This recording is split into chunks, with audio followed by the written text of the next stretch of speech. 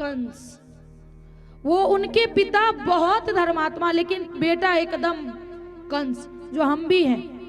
कहते हैं ना कंस, कंस का मतलब